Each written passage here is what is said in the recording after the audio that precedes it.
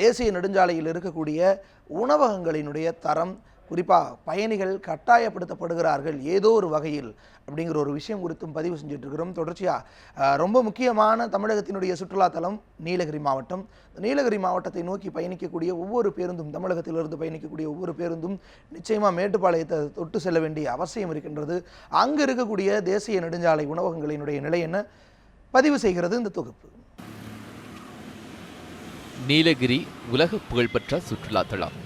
நீலமலையின் அழகினை ரசிக்கவும் வியாபார ரீதியாக தமிழகம் மட்டுமல்லாமல் இந்தியாவின் அனைத்து தரப்பட்ட மக்களும் வெளிநாட்டு சுற்றுலா பயணிகளும் வந்து செல்லும் நுழைவாயில் மேட்டுப்பாளையம். நெடுந்தூர பயணத்தில் வருபவர்கள் உணவருந்த ஏற்ற இடமாக மேட்டுப்பாளையம் மற்றும் நீலகிரி தான் உள்ளது. ஆனால் அங்கு தரமற்ற உணவுகள் வழங்கப்படுவதாக குற்றச்சாட்டு எழுந்துள்ளது. மலைகள் ராணி என்று அழைக்கப்படக்கூடிய இந்த நீலகிரி மாவட்டத்திற்கு தமிழகத்திலிருந்து அதிகப்படியான சுற்றுலா பயணிகள் இங்கு வருகின்றனர். இங்கு வருகின்ற சுற்றுலா பயணிகளுக்கு தரமான உணவுகள் இங்குள்ள உணவகங்களில் வழங்கப்படுவதில்லை. மேலும் அதற்கு தகுந்த விலைப்பட்டியலிலும் வைப்பதில்லை. இதை கருத்தில் கொண்டு மாவட்ட நிர்வாகம் அந்த விலைப்பட்டியலையும் கண்காணிக்க வேண்டும். இதை கண்காணித்து அதிகப்படியான சுற்றுலா பயணிகள் இங்கு வருவதற்கு வழிவகை செய்ய வேண்டும்.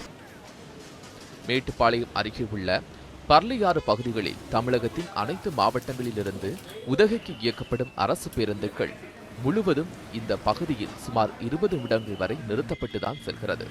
அப்படி நிற்கும் போது பயணிகள் அனைவரும் உணவு, தேநீர் மற்றும் தின்பண்டங்கள் உள்ளிட்டவை வாங்கி சாப்பிடுகின்றனர். அப்படி அவர்கள் காசு கொடுத்து வாங்கி உண்ணும் பொருட்களின் தரத்தையும் சுகாதாரத்தையும் பற்றி எந்த அதிகாரிகளும் கவலைப்படுவதில்லை என புகார் எழுந்துள்ளது. அதிக அளவில் உபயோகப்படுத்தப்பட்ட தரமற்ற எண்ணெய்களை பயன்படுத்தி அந்த உணவுகளை தயாரிக்கவும் அவற்றை உண்ணும் பயணிகளுக்கு பலவித நோய்கள் ஏற்படுவதாகவும் சுற்றுலா பயணிகள் குற்றம் சாட்டுகின்றனர். நுகர்வோர் பாதுகாப்பு இயக்கத்தினர் இது குறித்து மாநில உணவு பாதுகாப்புத் துறைக்கு கடிதம் மூலம் புகார் அளிக்கப்பட்டும் கடந்த 2 வருடங்களாக எந்த ஆய்வும் மேற்கொள்ளவில்லை என வேதனை தெரிவிக்கின்றனர். இந்த ஊட்டிக்கு போகக்கூடிய பாதையில் இருக்கக்கூடிய பர்லியாறு, கல்லாறு இந்த மாதிரி இருக்கக்கூடிய சின்ன சின்ன சுற்றுலாத்தலங்கள், பெரிய சுற்றுலாத்தலங்கள் ஊட்டியாக இருந்தாலும் அங்கே இருக்கக்கூடிய பாதையோர கடைகளை சுகாதாரத்துறை அதிகாரிகள் கண்டிப்பாக டெஸ்ட் பண்ணணும். ஒரு ஃப்ரீக்வன்சி இவ்வளவு நாளைக்கு ஒரு தடவை ஒரு பீரியாடிக்கல் வச்சு இந்த பீரியாடிக்கல்லாம் அவங்க பண்ணுறாங்க அப்படிங்கிற ஒரு பயம் இருந்தது அப்படின்னு சொன்னாக்க இவங்க பாதையோர கடைகளில் இருக்கக்கூடிய வியாபாரிகள் கொஞ்சம் விழிப்புணர்வோடு இருப்பாங்க. சுற்றுலா தலங்கள் மற்றும் சாலை ஓரங்களில் புற்றீசல் போல முளைத்து வரும் இந்த கடைகளுக்கு முறையான அனுமதியை அவர்கள் பெறுவதில்லை.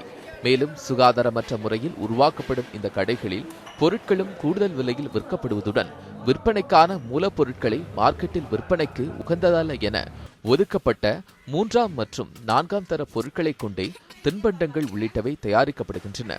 எனவே அந்தந்த மாவட்ட உணவு பாதுகாப்பு அதிகாரிகள் அவ்வப்போது ஆய்வு மேற்கொண்டு அங்கீகாரம் இல்லாத சுகாதாரமற்ற கடைகளின் மீது நடவடிக்கை எடுத்து பொதுமக்களின் உணவு பாதுகாப்பினை உறுதி செய்வதுடன் சுகாதாரமற்ற கடைகள் மீது எடுக்கும் நடவடிக்கைகள் வெளிப்படைத்தன்மையுடன் நடந்து கொள்வது அவசியம் என்கின்றனர் ஆர்வலர்கள். அதிகாரிகள் மெத்தனமாக விடக்கூடாது. அவங்க அந்த அதிகாரியை அந்த சோதனை போட்டு அந்த உணவுப் பொருள் நல்லதா சுகாதாரமாக இருக்கணுமா அவங்க கண்டறியணும். அதிகாரி எதையுமே கண்டுக்காமல் போகிறனால தான் புற்றீசல் மாதிரி கடையை டூரிசம் பிளேஸில் முளைக்குது. இந்த ஆய்வு இந்த பிரச்சனையிலிருந்து விடுபடணும்.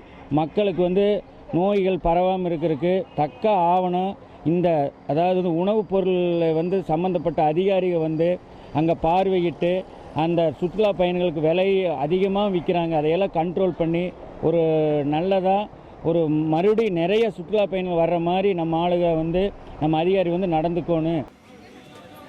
இது ஒருபுறம் இருக்க, பேருந்துகளில் தொலைதூர பயணம் மேற்கொள்ளும் மக்கள் எந்த உணவு நிலையத்தில் சாப்பிட வேண்டும் என தீர்மானிப்பது அப்பேருந்தின் ஓட்டுநர்களும் நடத்துனர்களுமாகத்தான் இருக்கிறார்கள். சுமார் 5 முதல் 8 மணி நேரம் பயணிக்கும் பயணிகளுக்கு உணவு தேவை என்பது நிச்சயம் தவிர்க்க முடியாது. ஆனால் தங்களுக்கான இலவச உணவிற்காக உணவு விடுதிகளின் நிர்வாகங்களோடு கைகோர்த்து கொண்டு தங்களின் தேவைக்காக பயணிகளை கழிவறை, குடிநீர் உள்ளிட்ட அடிப்படை வசதிகள் கூட இல்லாத உணவகங்களில் பேருந்தினை நிறுத்தி பயணிகளை அங்கேயே சாப்பிட ஓட்டுநர்களால் நிர்பந்திக்கப்படுவதாகவும் குற்றச்சாட்டு உள்ளது.